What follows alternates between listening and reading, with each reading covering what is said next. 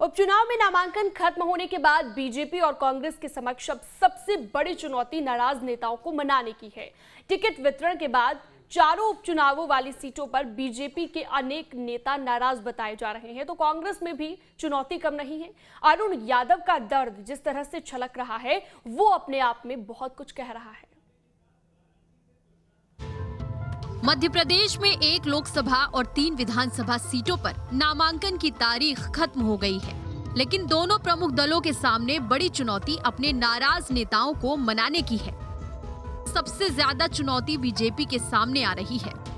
मुख्यमंत्री शिवराज सिंह चौहान के साथ ही पार्टी संगठन इन नाराज नेताओं को मनाने में लगा है। टिकट वितरण को लेकर बीजेपी नेताओं की नाराजगी की बात करें तो खंडवा से नंद कुमार सिंह चौहान के पुत्र हर्ष चौहान नाराज हैं। हर्ष बीजेपी प्रत्याशी ज्ञानेश्वर पाटिल के नामांकन में भी शामिल नहीं हुए।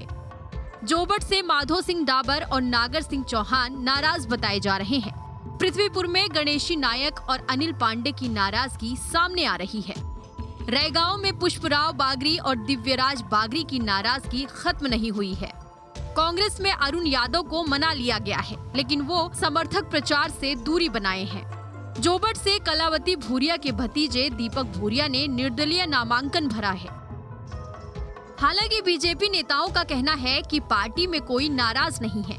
पहली बात तो भारतीय जनता पार्टी में कोई रूठा नहीं है, लेकिन मनुष्यों का संगठन है। मनुष्यों के संगठन में अगर हम एकदम आइडियल हो जाएंगे तो फिर भगवान बन जाएंगे। लेकिन कार्यकर्ताओं के अपने मन की बात होती है। हमारे यहाँ अपने मन की बात को कहने का स्थान है, अधिकार है। तो भारतीय जनता पार्टी में ऐसे सभी कार्यकर्ता एक सामूहिकता के साथ टीम स्पिरिट से हम लोग काम करते हैं।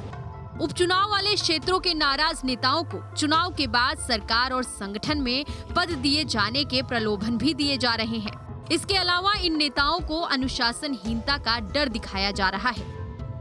कांग्रेस इससे खुश हो रही है कि बीजेपी नेताओं की नाराजगी उनके लिए फायदे वाली होने वाली है। भारतीय जनता पार्टी के प्रत्याशियों को ज़्यादा मनाने की जरूरत पड़ेगी और जो कांग्रेस से गए हुए हैं भारतीय जनता पार्टी में, उनका भी मान सम्मान गिर रहा है। वो भी इस बार के उपचुनाव में दखल देंगे।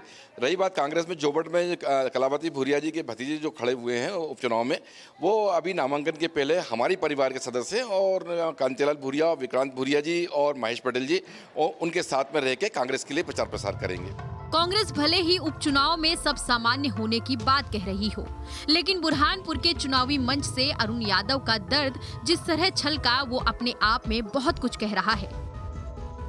हर बार फसल में उगाता हूँ, किसी को दे देता हूँ। 18 बेटे ऐसे ही और देखा तुम्हारी फसल दे दो, हाउस ऑफ ले लो, फिर उगा देंगे। दमोह के उपचुनाव में भाजपा की हार का एक सबसे बड़ा कारण पूर्व मंत्री जयंत मलैया की नाराजगी को माना गया था। ऐसे में दमोह की हार से सबक लेते हुए बीजेपी फूंक फूंक कर कदम रख रही है। वैसे ही कांग्रेस की राह भी आसान नहीं लग रही है। नितेंद्र शर्मा के साथ टीम न्यूज़ स्टेट।